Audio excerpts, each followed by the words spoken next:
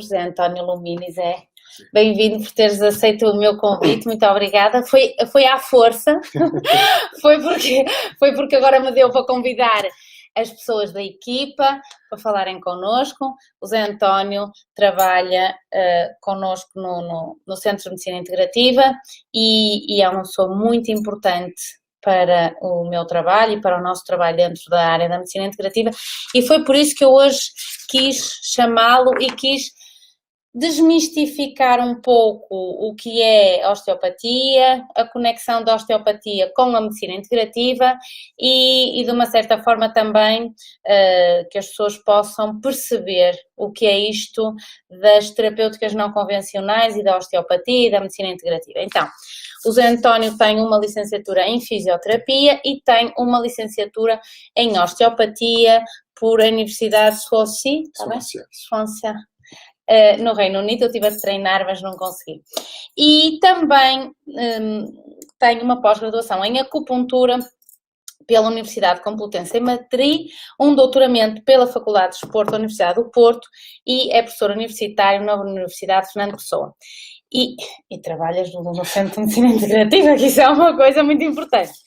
Então, hoje queríamos começar por dar uma ideia do que é a medicina integrativa. Portanto, a medicina integrativa é uma área médica na qual se trabalham ou se juntam outras abordagens médicas ao nosso conhecimento, e dentro da história da medicina integrativa nós costumamos classicamente dizer que toda a nossa tradição médica é baseada na tradição hipocrática do pensamento médico. Portanto, ele iniciou aquilo que se chama um exame médico propriamente dito. E, portanto, quando nós falamos em termos de uma medicina mais integrativa, por justaposição àquilo que falamos numa medicina mais convencional, a medicina mais convencional, do ponto de vista teórico, deriva da escola de Cnidos e, portanto, tem um interesse particular no caráter local da doença e, por isso, permitiu mais especializações do ponto de vista das especialidades médicas. Portanto, é focado na doença e no sintoma, mais propriamente do que no paciente como um todo. Quando olhamos para uma medicina mais integrativa, portanto, a medicina mais integrativa deriva da escola de Cos, portanto, tem uma abertura maior a novas ideias, um caráter geral da doença, portanto, foca-se mais no paciente como um todo, com muita importância àquilo que se chama o exame físico. E, portanto, se nós formos a buscar as ideias do Aristóteles, que falou em 300 antes de Cristo, que de facto era um médico holístico, nós podemos dizer que ele referia que todas as pessoas eram uma combinação de propriedades físicas e espirituais e não se separava o corpo e a mente. Hipócrates, todos nós consideramos o pai da medicina, ele referia que os aspectos do indivíduo, no sentido do corpo e da mente, são inseparáveis e, portanto, ele ajudava o paciente a adquirir uma certa harmonia. E depois, o Descartes, então, em 1600 e pouco, é que vai separar a mente do corpo. Portanto, até o ano de 1600, nós tínhamos uma medicina muito integrativa. A partir do momento em que a mente é chamada para a religião e o corpo é chamado para o objeto de estudo da ciência e da medicina, é quando realmente se separa isto. E podemos dizer que, a partir desta altura, 1600 e pouco, entra-se numa época muito reducionista, com uma perspectiva muito mecanicista e que nos leva àquilo que temos hoje em dia do ponto de vista da medicina convencional. Então, dentro da medicina integrativa, propriamente dita, a medicina integrativa é uma área que começa há cerca de 50, 60 anos atrás, muito nos Estados Unidos, começou por se chamar medicina alternativa, depois medicina complementar e hoje em dia dá-se o termo de medicina integrativa ou medicina funcional.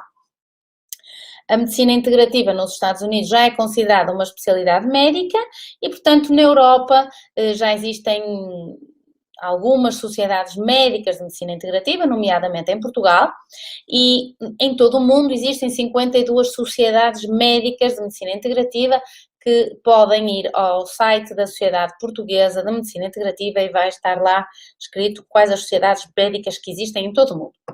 Portanto, quando eu comecei a trabalhar dentro da área da medicina integrativa e tive a sorte de conhecer o Zé António, então entendi que era muito importante termos esta área da osteopatia, que agora chamamos osteopatia integrativa, já vamos explicar um bocadinho essa diferença, e que era um elemento importante para aquilo que se pretende ser uma equipa multidisciplinar dentro de uma filosofia integrativa.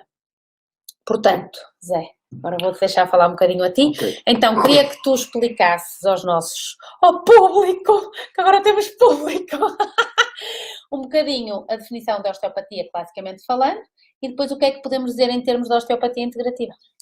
É assim, Ana, antes de mais, boa noite a todos que estejam nos a ouvir neste momento. Agradecer à Ana o convite. A pressão que eu te fiz. Estar aqui hoje. E então é assim, a osteopatia, da maneira como é definida classicamente, é vista como uma prática que visa detectar, tratar e prevenir problemas de saúde. Okay? Em Portugal está integrada naquilo que se é designado legalmente pelas terapêuticas não convencionais, que inclui um conjunto de práticas que são consideradas tendo uma filosofia diferente da medicina convencional, com métodos de diagnóstico e práticas de tratamento próprias. Okay? E aqui inclui-se várias coisas, desde a osteopatia, desde a homeopatia, da fitoterapia, da acupuntura, da medicina tradicional chinesa, um conjunto todo de práticas que neste momento acabam por estar reguladas em Portugal. Okay? A osteopatia, essencialmente, é uma técnica, ou melhor, é uma prática que usa técnicas manuais Certo. E visa a manipulação dos tecidos do corpo. Muito Okay? bem. Foi criada, curiosamente, por um médico, um senhor chamado Andrew Taylor Still, que nasce em 1828 nos Estados Unidos e que foi médico durante a sua vida e durante a Guerra Civil Americana, como muitas pessoas naquela altura, viu-lhe morrer pessoas muito próximas dele. Ele teve 3 filhos que morreram subitamente, um de pneumonia, 3 com meningite, a mulher morre durante o parto e ele passa por um período quase de... Ou seja, uma vida de tragédia. De descrédito. Claro. E pensa que a medicina convencional naquela altura não lhe estava a dar resposta. Não é? Claro. Entendemos que a medicina convencional naquela altura era uma medicina era pouco diferente da medicina hoje em dia. Certo. E então ele começa a tratar os seus pacientes de forma diferente, acreditando numa interligação entre a estrutura e a função. Muito bem. O que é que ele começa a ver? Começa a ver que as pessoas que estão doentes apresentam alterações estruturais no seu corpo. Okay? E nós ainda hoje em dia começamos a observar isso. O próprio exame clínico normal médico Certo. passa por uma avaliação que inclui, por exemplo, a palpação física. Correto. A palpação, que embora uma coisa que faça parte do exame clínico e esteja neste momento um pouco em desuso, tendo em conta a evolução dos meios de diagnóstico e terapêutica. Cada vez fazemos mais exames complementares, Exato. Cada vez palpamos menos os pacientes. Mas a palpação acaba por ser um método, embora subjetivo, de identificar alguma alteração que exista no corpo. Correto. E o principal sintoma que acaba por trazer as pessoas à osteopatia acaba por ser a dor. Muito bem. Mas espera, vamos falar do que estávamos a falar, que é muito importante. Portanto, na osteopatia, classicamente, numa consulta da osteopatia, temos um grande termo que se chama a manipulação. Sim, não a manipulação de tecidos. A manipulação de tecidos. E hoje em dia sabemos que, em termos da ciência mais evoluída, daquilo que se pode chamar a histologia até ou fisiologia, nós temos uma faixa. E esta faixa, eu costumo explicar que esta faixa é como uma piscina, uma gelatina que existe... Não estou a explicar isto bem. Nós temos a faixa e temos a matriz extracelular, são coisas diferentes. E esta matriz extracelular é como uma gelatina que nós temos e a faixa será como uma pele que vai recobrir todos os... Talvez a faixa como se fosse o tecido construtivo do corpo, ok? Basicamente... todas as vigas metálicas que interligam os vários tecidos do corpo. Já o Steele tinha uma filosofia baseada nisso. Ele acreditava que a faixa era um contínuo. Se nós Isso, pensamos na célula, estou perfeitamente a na célula, a célula tem uma membrana celular formada por tecido conjuntivo e esta membrana celular tem interconectada a outra célula e a outra célula e a outra célula e um conjunto de células forma um tecido e um conjunto de tecidos forma um órgão e um conjunto de órgãos forma um sistema. Sim, mas para as pessoas nos perceberam, portanto, porque é que é muito eficaz uma consulta, um tratamento, digamos assim, de osteopatia ou de osteopatia integrativa, exatamente a explicação, na minha perspectiva, é esta manipulação da faixa como um todo, porque de facto a faixa está interconectada. Portanto, cada órgão vai ter a sua faixa específica e depois a interconexão de uns com os outros e a interconexão disto com a matriz extracelular. Por isso é que muitas pessoas de facto sentem por exemplo, têm de ir à casa de banho depois de uma consulta ou sentem um alívio muito grande da pressão ou desta sensação, exatamente por isto, certo? Acontece uma coisa interessante, que é, as pessoas associam muito a osteopatia a uma das técnicas da osteopatia, que é a manipulação estrutural, é o trabalho estrutural, que é aqueles... A pancada. Não é pancada. A chamada pancada que nos dão. A técnica... No início é doloroso, mas a gente continua aí. Depende. Aquilo que acontece muitas vezes são as técnicas estruturais, são as técnicas que estão voltadas para os ossos e para as articulações. Ok. No entanto, a osteopatia é um bocadinho mais do que isso, porque trabalha em vários tecidos, inclusive o tecido visceral, que é aquilo que estás a falar. Dentro deste trabalho, nós temos que pensar que os diferentes órgãos do corpo são inervados e irrigados, ok? Uhum. E se tiverem disfunção, muitas vezes essa irrigação e essa inervação está comprometida e reflete depois uma alteração do próprio órgão. Ok. Dentro da osteopatia clássica, nós víamos muito a coluna como o centro de muita coisa, de grandes processos. E ainda hoje em dia, muitos colegas focam o seu trabalho muito na coluna. A coluna porquê? A coluna funciona quase como eu costumo explicar aos pacientes, um quadro elétrico central. Okay? Daí passam as derivações elétricas e inervação para as diferentes partes do corpo, músculos, órgãos inclusive. Okay? Aquilo que acontece, que nós sabemos hoje, por vezes uma dor de coluna, que é aquilo que muitas vezes trazem as pessoas à osteopatia, as pessoas dizem, dói-me as costas, e fixam o problema na dor da coluna. Mas o problema da coluna muitas vezes é um sintoma, não é a causa do problema. Muitas vezes a área que as pessoas referem a nível da coluna vertebral corresponde a áreas de inervação visceral. Certo. Então é muitas vezes comum nós encontrarmos pessoas com dores de costas, sim, mas que na verdade refletem uma disfunção interna. Ok.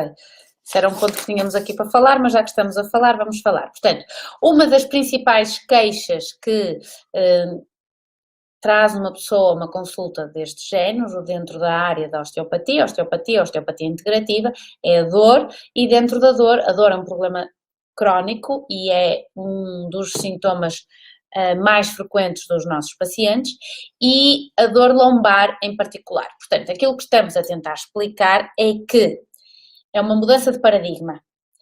É que esta dor lombar muitas vezes não é da coluna, digamos, não é do osso propriamente dito, mas manifesta ou é sinal de uma lesão, somática, chamemos-lhe assim, que é interna de um órgão que se vai refletir a nível lombar. Então vamos dar um exemplo. Esse fenómeno está descrito mesmo em vários estudos, publicações científicas, como um fenómeno de sensitização central da dor. Isso. O fenómeno da vão dor... procurar. Sensitização central da dor. Depois as pessoas procuram. Vamos. E esse fenómeno é que muitas vezes reflete o que é que se está a passar internamente. Ok. Não quer dizer com isto que não haja depois uma alteração estrutural local. Claro. O que as pessoas têm que entender é que alguma coisa que está sensibilizada durante muito tempo, às vezes, nós temos às vezes pacientes que estão meses, às vezes anos, com uma dor crónica no local, quando vamos a ver, existe já uma alteração degenerativa da própria coluna vertebral. Temos fenómenos de osteófitos, chamados bicos de papagaio normais, temos fenómenos de protusões discais, de hérnias discais. Ou seja, o que estamos a querer dizer é que existe um fenómeno no qual a irritação do órgão ou a disfunção do órgão ou a disfunção do órgão dá uma pode dar, ao longo dos anos, uma lesão estrutural, por exemplo, da coluna, é o que estamos a querer dizer. Portanto, não estamos a dizer que não existe uma patologia propriamente dita da coluna, mas que muitas vezes esta patologia vem de uma lesão estrutural de outro órgão, nomeadamente abdominal, por exemplo, não é? É muito Certo. típico e nós vemos, às vezes são disfunções metabólicas, outras vezes são disfunções mesmo físicas. E uma coisa que nós vemos de uma forma muito comum e consistente é pessoas com cicatrizes, que fazem cirurgias, Bom. acabam por ter muitas vezes dores da coluna vertebral. E porquê isso que isso acontece? É um tema fulcral. Portanto, nós, público em geral, não temos a noção de que uma cicatriz de uma cirurgia absolutamente normal, que a cirurgia decorreu sem problema nenhum, que a cicatriz até tem um bom aspecto do ponto de vista estético, e perfeita, ok? a E a cicatriz perfeita, e muitas vezes encontramos um fenómeno que se chama uma cicatriz interferente, ou seja, esta cicatriz que muitas vezes do ponto de vista estético está perfeita, do ponto de vista da cicatrização que aconteceu pode ter sido há 15 ou 20 anos, foi perfeito, mas a nível dos tecidos existe uma interferência. E existe uma interferência porque nós não damos muita importância a um tema que é o tema elétrico do nosso corpo. O nosso corpo é, de facto, um condutor elétrico e é em si uma pilha elétrica. Há um livro fantástico que é de Electrical Body que eu vos aconselho a ler.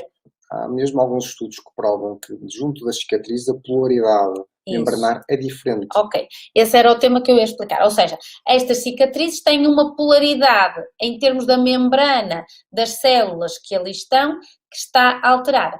Digamos que de uma forma grosseira, é como se a parte superior e inferior da cicatriz não estivessem em contacto. Aquilo cria um muro, uma barreira, do ponto de vista elétrico, do ponto de vista das próprias células, digamos assim. E do ponto de vista funcional reflete uma alteração. E que isso depois, ao longo do tempo, vai criar um problema, porque cria um desequilíbrio energético e vai criar um desequilíbrio funcional. Físico mesmo. Há adesões. Se a gente for a ver por baixo da cicatriz, isso é outro problema. O tecido conjuntivo fica aderente. Ok.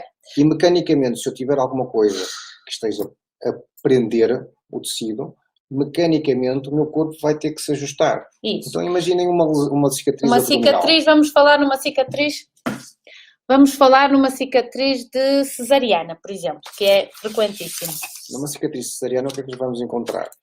Vamos encontrar muitas vezes o corpo numa posição logo diferente, porque eu tenho qualquer coisa aqui, se eu tiver aderências na parte anterior do meu abdômen, a minha postura, o meu posicionamento da minha coluna vai ser diferente.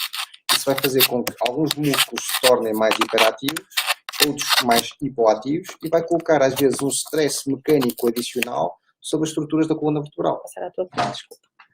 E isso pode ter consequências depois, do ponto de vista, quer em termos de função, quer em termos de estruturais, gerando depois problemas que se refletem normalmente, na maior parte das pessoas, sob a forma de dor. Vamos dar um exemplo da obstipação crónica, por exemplo. Só para ainda terminar o exemplo da cesariana, as cirurgias, todas as cirurgias abdominais podem ter como consequência, e isso pode demorar meses, pode demorar anos, independentemente. Às vezes as pessoas vêm e quando a gente está a fazer a história clínica pergunta mas esta cicatriz já tem muitos anos. Okay? E o exemplo que eu costumo usar, mais extremo que eu tenho, é de uma paciente que ao fim de 37 anos de uma simples cesariana, sem mais nenhuma cirurgia abdominal, fez uma aderência intestinal, chamadas bridas cirúrgicas, que é uma situação que implica muitas vezes depois uma intervenção cirúrgica, quando é em extremo. Certo. Portanto, isso pode levar à obstipação crónica, como estávamos a dizer, mas também pode levar nas mulheres a alterações ginecológicas, nomeadamente, estamos aqui a perguntar, nomeadamente até do ponto de vista sexual, as questões muitas vezes da dificuldade em atingir o orgasmo, etc., por uma cicatriz. Então, isto é um tema muitíssimo importante que nós vemos na clínica. O que é que isto significa? Significa que uma pessoa entra, o paciente não tem esta sensibilidade, porque isto é pouco falado em termos convencionais, eu nunca tinha estudado isto exceto realmente quando comecei a estudar a terapia neural e quando comecei a estudar as cicatrizes interferentes. Temos outras cicatrizes interferentes, temos cicatrizes interferentes de outras cirurgias, mas sem dúvida que as cirurgias abdominais são um grande foco, também porque são as mais frequentes. Temos as cicatrizes das cirurgias dos liftings faciais e depois temos as cicatrizes que fecham por segunda intenção, ou seja, se eu tenho uma cirurgia e que até que a cicatriz é pequena, mas, por exemplo, uma apendicite, que às vezes são as apendicectomias são umas cicatrizes pequeninas, mas custam a fechar, faz uma infecção, demoram um tempo, tem que ser drenado, etc, etc. Isto, sem dúvida, embora seja pequenino e depois até pode ficar muito bem do ponto de vista estético, normalmente indica-nos que possa haver ali uma cicatriz interferente. E depois, já que estamos a falar nesta parte dos focos interferentes, portanto, estas cicatrizes interferentes chamam-se, em termos da fisiopatologia, focos interferentes. Também temos focos interferentes, as amígdalas, são um foco interferente, principalmente para quem teve amigdalites de repetição, e os dentes são focos interferentes. Os dentes são importantíssimos dentro de uma consulta de medicina integrativa e são importantíssimos dentro de uma consulta de osteopatia integrativa, exatamente porque são considerados como parte do corpo. Nós não estudamos isto na faculdade assim, mal estudamos os dentes na faculdade, certo? Penso que também tens essa noção, certo? Mesmo dentro da osteopatia, normalmente não é algo que se tem muita importância. Certo. Só que se começarmos a ver, e daí às vezes o foco de nós falarmos da osteopatia integrativa ou das terapias mais integrativas, começamos a unir a informação que vem da osteopatia, que vem da medicina tradicional chinesa, que vem da reflexologia, começamos a ver que dentro do corpo existe todo um conjunto de microsistemas, não é? Dentro da medicina tradicional chinesa pode-se tratar todo o corpo só a partir da orelha, pode-se usar os pontos de acupuntura tradicionais, pode-se usar terapia na mão também como um sistema completamente integrado. Um sistema de reflexoterapia. O pé, não é? Além dos meridianos normais que existem. Enquanto nós começamos a fundir estes dois conhecimentos, começamos a ver que existem coisas que se sobrepõem. Da mesma maneira como a coluna reflete disfunções dos diferentes órgãos, começamos a ver que há pontos no corpo, dentro da medicina tradicional chinesa, que vão refletir disfunções também orgânicas que a pessoa vai tendo. E quando se cruza essas duas informações, vê-se que aqueles pontos refletem também uma alteração tecidual local. Então certo. Vemos com isso uma forma, primeiro, de avaliação diferente e depois certo. Uma forma também de entrada e de tratamento do corpo. Portanto, o que estás a dizer, e simplificando, é que muitas vezes nós tocamos, ou melhor tu e os colegas que trabalham nesta área, tocam em determinados pontos e esses pontos vão dar um determinado diagnóstico ou determinadas pistas para um determinado diagnóstico que será ou dentro de um próprio meridiano ou dentro de um órgão, que te leva a pensar num determinado órgão e que, portanto, esta manipulação que se faz inicial, não só manipulação de ossos, como mais classicamente se fala, sim, dá um primeiro diagnóstico, digamos assim, e depois faz a intervenção terapêutica propriamente dita, com a dita manipulação visceral, mas não só, nomeadamente na questão da correção das cicatrizes interferentes. Sim, correção das cicatrizes interferentes, a utilização dos pontos da acupuntura como uma forma também de normalização destas vias sensoriais, que nós ainda não sabemos muito sobre elas, verdade seja dita, ninguém sabe certo. Exatamente como é que a acupuntura funciona, embora tenha aparecido cada vez mais evidência científica sobre os efeitos da acupuntura em inúmeras patologias e inúmeros processos, mas o que é certo é que as pessoas, quando vão experimentar estas formas de tratamento, encontram resultados. Certo. Encontram os resultados, quer dizer, entramos lá a achar que estamos bem, no meio ficamos a saber que estamos mal porque dói-me um ponto que eu nem sabia que me doía, dói-me aqui que eu nem sabia que me doía. A questão é essa sensibilidade. As pessoas têm, muitas vezes, há muita gente que estranhamente convive com a dor há anos. E é porque a pessoa tem que entender a dor é um mecanismo de alerta do certo. Corpo. Quando dói, alguma coisa não está bem. É uma alerta do corpo para nos dizer. Isso. E, portanto, aqui meto eu a minha lenha, é que quando nos dói algo, deve ser um mecanismo de alerta e não um motivo para tomarmos um medicamento analgésico. Porque quando eu tomo um medicamento analgésico para uma dor que me está a aparecer, eu o que estou a fazer é bloquear este sintoma de alerta e não estou a ir propriamente à causa daquilo que possa ser esse sintoma. Portanto, mas como eu estava a dizer, em tom de brincadeira, mas não é brincadeira, porque eu sou completamente fã da osteopatia integrativa, é que ao toque, portanto, é feito um primeiro diagnóstico no qual realmente nós não sabíamos que tínhamos aquele ponto doloroso, ok? Portanto, se quiserem podem-se começar a tocar e vão chegar a algumas conclusões e depois marcam uma consulta. Mas mesmo assim, nós usamos, que era a palpação, usamos testes usados dentro da medicina convencional também, testes ortopédicos, Claro. e usamos também a avaliação do movimento. Isso. Tudo é importante, Ok. tudo tem que estar em harmonia, por assim dizer. E o nosso corpo deve ser exatamente um sistema harmónico e deve ser um sistema que se autorregula, que essa é uma definição da saúde, mas, como eu estava a dizer, depois vem a parte terapêutica propriamente dita, no qual, através desta primeira avaliação dos órgãos que estão sobrecarregados, vamos dizer assim, ou das cicatrizes, vamos então passar à parte terapêutica de uma consulta de osteopatia propriamente dita. E aqui é que nós levamos a chamada coça, que nós levamos a coça, mas continuamos a querer voltar. Não é bem uma coça, vamos ver o que é que acontece. Só é coça porque a gente não está bem. Eu vou tentar explicar. O que acontece as pessoas quando saem de uma consulta, de uma primeira consulta, podem ter diferentes sensações. Pensem o que é estar uma estrutura com falta de irrigação, com uma inervação anormal, durante tempos, às vezes, que podem ser até, inclusive, anos, naquela situação. O tecido está a ser mal irrigado, o tecido está a ter uma inervação anormal, e então, aquilo que nós fazemos, uma das coisas que acontece, quando nós estamos a manipular qualquer tecido, há um aporte sanguíneo adicional. Certo. Esse aporte sanguíneo adicional, muitas vezes as pessoas descrevem, às vezes, uma sensação após uma primeira consulta, como aquilo que acontece quando vão ao ginásio pela primeira vez, por exemplo. Sim. Em que sentem o corpo dorido. Certo. Porquê que isto Dorido acontece? porque ele dá coça. Não. Porque o que é que acontece?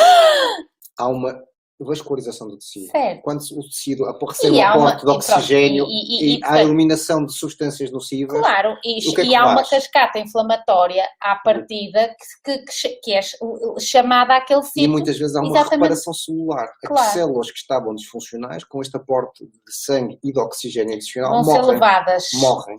E são substituídas por outras mais capazes de suportar tanto o efeito mecânico do tratamento, quer a vascularização nova. Certo. E isto é benéfico.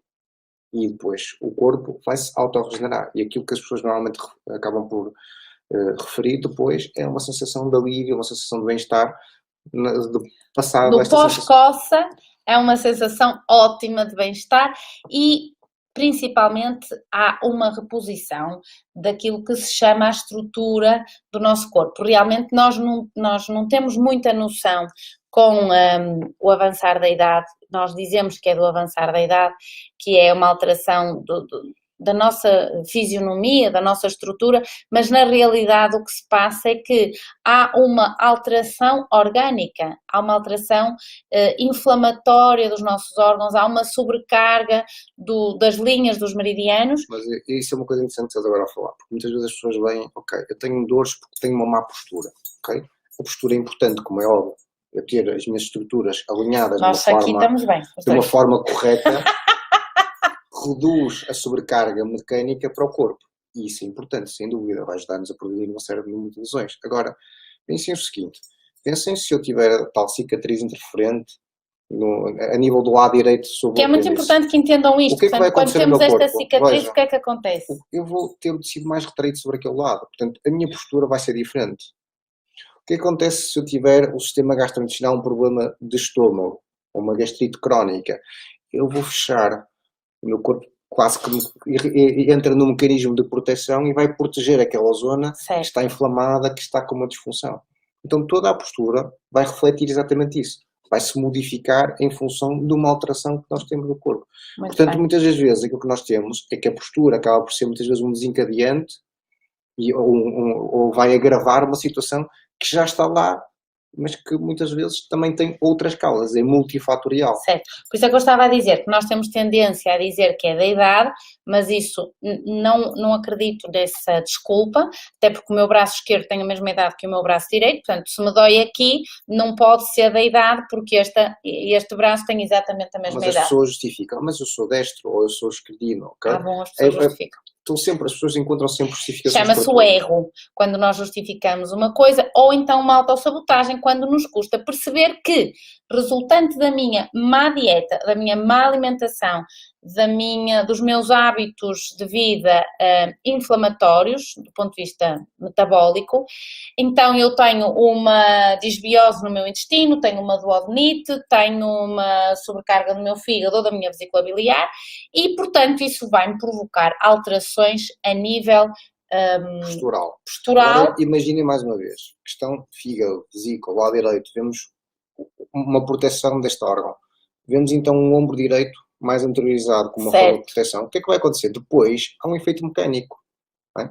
Se eu tenho o ombro mais anteriorizado, ora, quando eu vou levantar o meu braço até uma determinada amplitude, o que vai acontecer é que os tendões, por exemplo, a minha coifa, que precisam de ter espaço entre o acrómio. Os tendões do ombro, que precisam de espaço entre o ombro e o acrómio para funcionarem e não haverem conflito, não entrarem em conflito um com o outro, começam a bater. Se eu estiver o meu ombro mais anterizado, sempre que eu vou fazer um movimento, o que acontecer é que aquele tendão vai bater entre o acrómio e o ombro. E tanto bate, que por repetição vai desenvolver muitas vezes as tendinopatias que muitas vezes as pessoas fazem. Ok?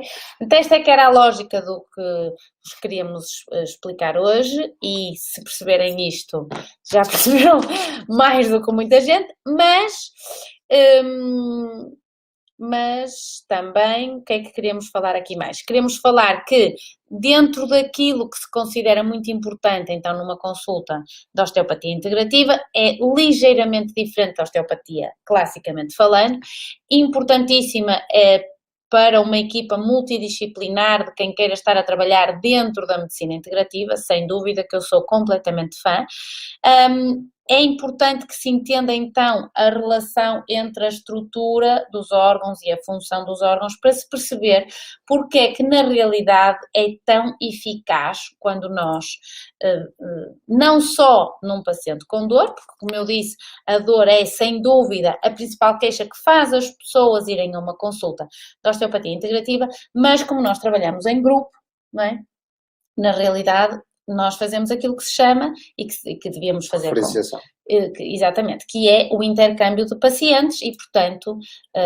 Aquela questão que nós devemos perceber qual é o nosso limite, não é? Por vezes surgem os pacientes com queixas que pensam que seria adequado ir ao tratamento, mas que nós temos dúvidas por causa dos sintomas ou pelo quadro clínico não se enquadrar muito bem naquilo que a gente estava à espera acontecer, ou muitas vezes porque simplesmente não respondem de uma forma adequada ao tratamento.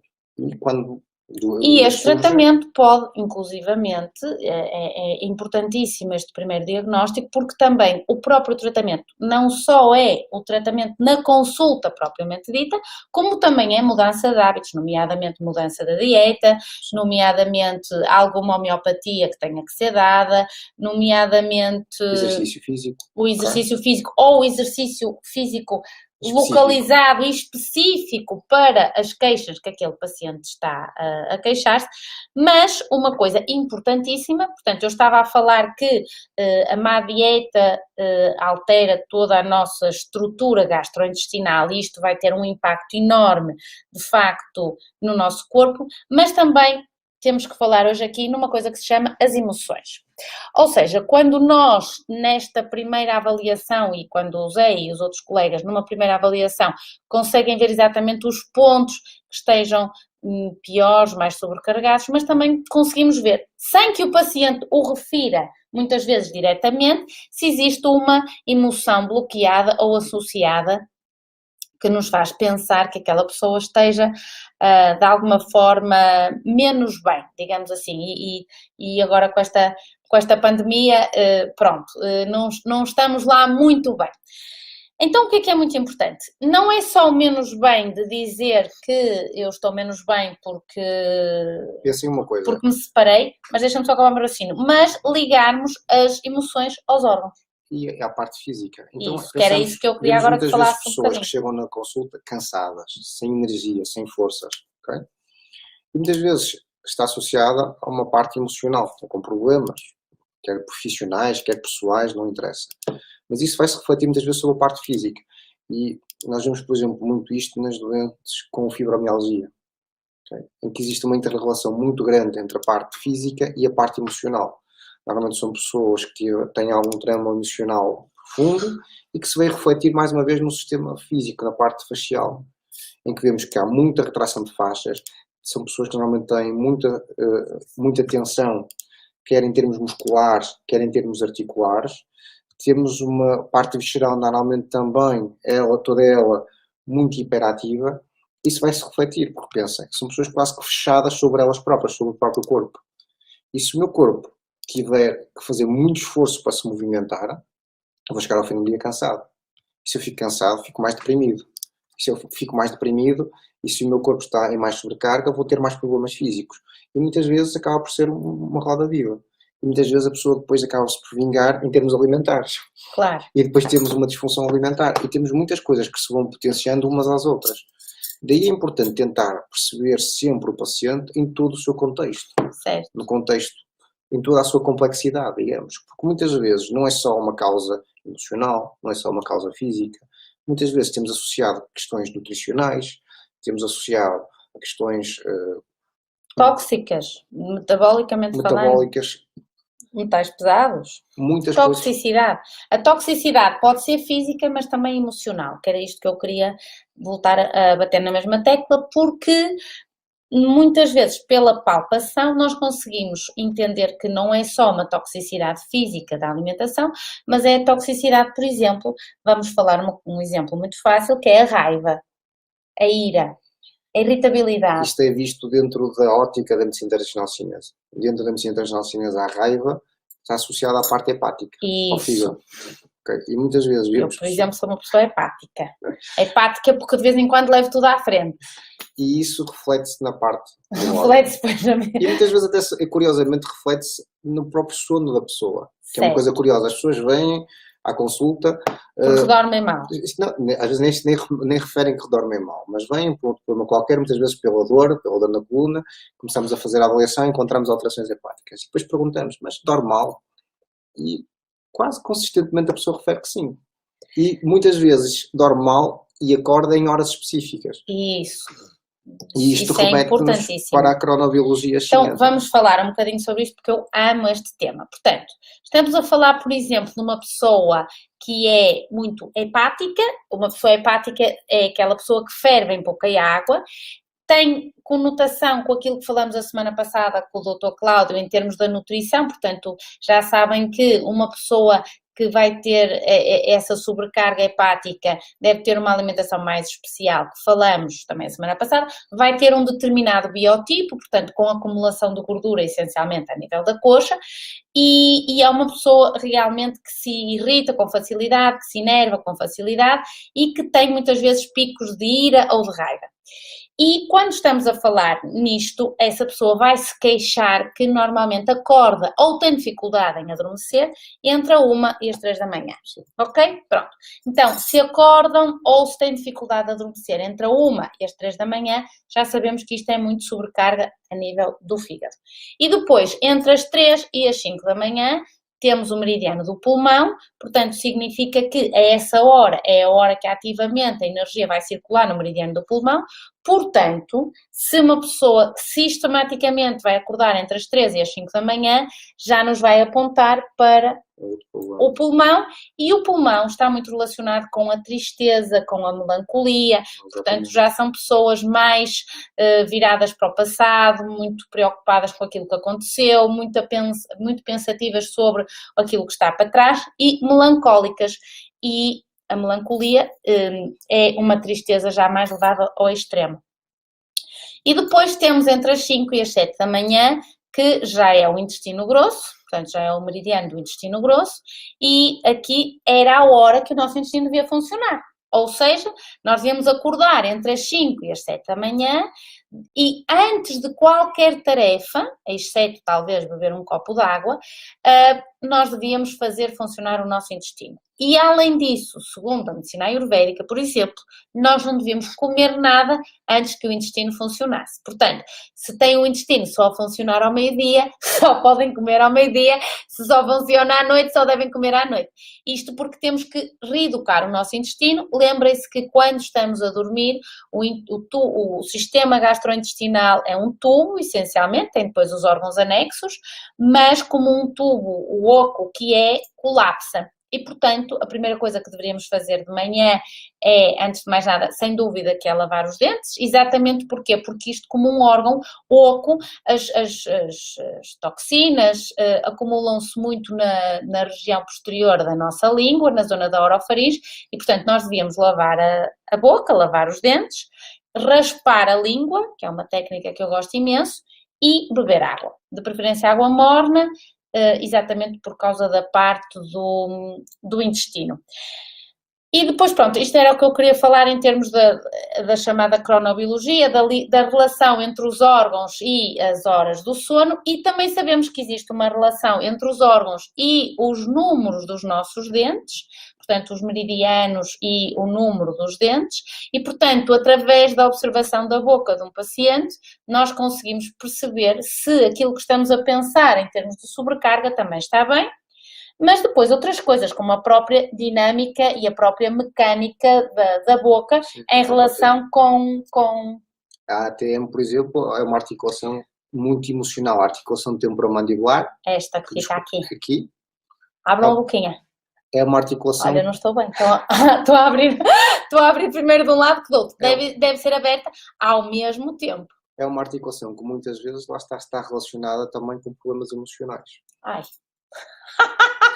Mas também, muitas vezes, encontra-se alterada mecanicamente pelas tais tensões faciais internas. Okay. E é muito giro ver o corpo desta maneira, porque significa que uma coisa que eu não estou a pensar, não é? A nível, por exemplo, abdominal ou visceral, de alguma sobrecarga que eu tenha de algum órgão, e vai-se tocar na articulação ou perceber toda esta dinâmica desta parte cervical e encontramos então uma alteração ou uma disfunção. Bom, então, o que é que falta-nos falar mais? Já falamos na parte física, já falamos na parte emocional, que é extremamente importante, e relembrem-se que não é só, podemos falar um bocadinho, dar outros exemplos, por exemplo, a vesícula tem a ver muito com as decisões, portanto, a hora da vesícula é entre as 11 da noite e a 1 da manhã, portanto, imediatamente antes do fígado, e a vesícula é um órgão importantíssimo, e que tem muito a ver com as decisões ou com as indecisões da nossa vida e... Também depois com a parte alimentar. E obviamente com a parte alimentar, pronto, isso aí já é MC La Palisse, mas sem dúvida que é a parte alimentar, mas o que é giro aqui é perceberem que não é só a nossa dieta, nós temos pacientes que às vezes sabemos que eles têm uma dieta espetacular, mas estão, por exemplo, com uma decisão para tomar, ou deixar um emprego, ou separar-se, ou ir viver para fora, ou seja, decisões muito importantes, mas também decisões menos importantes. Tudo desde da maneira que nós encaramos o problema. Exatamente, era isso que eu ia explicar. Pode ser um pequeno problema. Pode ser comprar um roupeiro. Mas o que é importante é que, é óbvio que é uma brincadeira, mas aqui a questão é importante, é perceber que para aquela pessoa, aquela decisão foi importantíssima e que se calhar para outra pessoa não tinha importância nenhuma. Portanto, tudo é dependente também da nossa suscetibilidade individual. Mesmo porque, por exemplo, nós muitas vezes reparamos que pacientes que comem super mal, que dormem super mal e até fumam, e naquele momento preciso da sua vida, não quer dizer que no futuro isso não venha a apresentar-se, não tenham nenhuma doença em particular ou uma sobrecarga em particular. Isso significa que essa pessoa, do ponto de vista da sua suscetibilidade individual, da sua genética, em termos da desintoxicação, tem uma boa genética de desintoxicação. É aqueles casos que são raros, que nós ouvimos dizer que morreu com 80 anos e fumou toda a vida. E chegou aos 80 anos e estava bem. E eu sou muito adepta de que estas são as exceções e não são as regras. Portanto, relembrem-se que nós não vivemos já no tempo dos nossos avós. Hoje em dia a alimentação está muito modificada em relação àquilo que era anteriormente, tanto do ponto de vista do aporte nutricional que nos dá hoje em dia a terra, a variedade de alimentos, a própria variedade dos alimentos, depois a poluição ambiental que nós temos, que não era a mesma há 60 anos atrás, a radiação eletromagnética, a poluição eletromagnética está não sei quantas vezes mais, mas eu se calhar digo 5.000 vezes mais, nem sei dizer isso, porque basta dizer que não havia eletromagnetismo artificial e passou a haver, não é? Portanto, o eletromagnetismo que havia era o eletromagnetismo da eletricidade, porque era a única coisa que havia no início do século XX, e depois passou a haver a radiação eletromagnética artificial. Então, tudo isto faz com que nós hoje mesmo que façamos pouca coisa má, entre aspas, estamos muito mais sobrecarregados do que estávamos há 50 ou há 60 anos atrás. E, portanto, significa que também temos que estar muito mais atentos à nossa saúde e encontrarmos formas de nos protegermos e de fazermos uma ação preventiva em termos da nossa saúde. O que mais, Zé? O que mais queres lhes dizer? Acho que é isto. Mas, claro. Basicamente, acho que também é isto, não me estou a lembrar de mais nada. Damos 2 minutos para perguntas. Temos muitas perguntas aqui no Instagram, mas eu não consigo ler, bem? Deixa-me ver se eu consigo fazer aqui uma falcatruíce. E o pâncreas? Estamos a perguntar aqui o pâncreas, não falamos no pâncreas. Ora, o pâncreas é o vaso pâncreas. Dentro da medicina tradicional chinesa, eles veem o vaso pâncreas como um órgão transformador de energia. É mais um órgão transformador que também tem as suas consequências. Se passarmos depois para a fisiologia normal, temos que entender o pâncreas como algo muito importante que está a ser sobrecarregado hoje em dia, muitas vezes por dietas inadequadas. Tá? E daí depois termos várias alterações. Tá? Que desde a diabetes, que é um problema que tem assolado muito hoje em dia as pessoas, cada vez mais, inclusive que depois vão-se associar a outras disfunções metabólicas, nomeadamente hipertensão, hipercolesterémia, colesterol elevado. Tudo isso vai gerar problemas que depois trazem consequências, quer do ponto de vista funcional, quer do ponto de vista cardiovascular para a pessoa. Muito bem. Ora, boa noite. A pergunta daqui é como definir uma boa alimentação para reduzir barriga, do teletrabalho e um melhor trânsito intestinal. Portanto, só com isto estávamos uma hora a falar. É sempre a pergunta e muito bem, da gordura abdominal. Falamos a semana passada um bocadinho da gordura abdominal. Portanto, a gordura abdominal ou a sobrecarga tem muito a ver exatamente com o meridiano do vaso pâncreas, não é? Segundo a leitura da medicina tradicional chinesa e portanto, o vaso pâncreas, em termos de emoção, não sei, falaste disso, não? Em termos de emoção, é muito o pensamento, não é? Ou seja, são pessoas que pensam muito, gastam tempo a pensar, os pensamentos quase obsessivos e depois a parte alimentar em termos de hidratos de carbono, é isso que tem a ver com o vaso pâncreas. Portanto, além para mim importantíssimo, a parte cardiovascular, do esforço cardiovascular em termos de treino, em termos de exercício físico, problema, não é? Sempre que a gente quer uma redução de peso, temos a alimentação por um lado, por outro lado, maior gasto energético. Isso, portanto, não é tanto os abdominais, portanto, pelo menos dentro daquilo que eu estudei, não é o abdominal em si que vai fazer reduzir a gordura abdominal. É gastar mais energia. Isso, é o gasto calórico, não é? E daí isso é muito importante, um treino cardiovascular.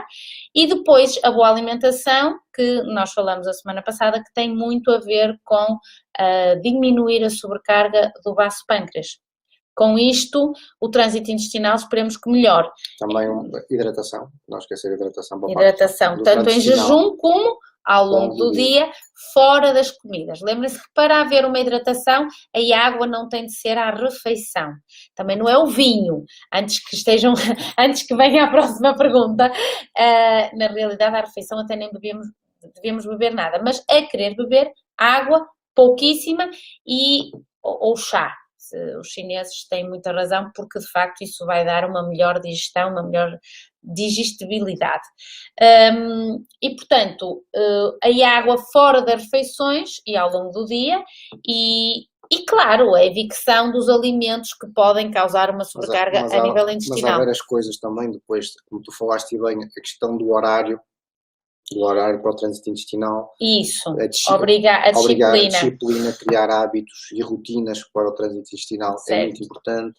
Sim, podemos falar nos enemas de café, por exemplo, que eu sou muito fã, portanto, os clistéricos de limpeza, dependendo daquilo que queremos, se é propriamente o intestino, se é propriamente o fígado, podemos fazer uns enemas, portanto, que são uns clistéricos de limpeza tanto do intestino como do fígado e que demoram cerca de uns 20 minutos a fazer e que, sem dúvida, que alivia muito toda esta sintomatologia intestinal. Bom, então se não existem mais perguntas, vamos ficar hoje por aqui. Zé, queres dizer mais alguma coisa? Não. Além de que só daqui a um ano é que eu te vou voltar a pressionar para fazeres uma live destas. Muito obrigada. Acho que foi muito bom, acho que as pessoas ficaram satisfeitas e tiveram as dúvidas satisfeitas também e principalmente perceber qual é a lógica do porquê do trabalho multidisciplinar que tentamos fazer. Então, até à próxima. Foi um prazer ouvi-los.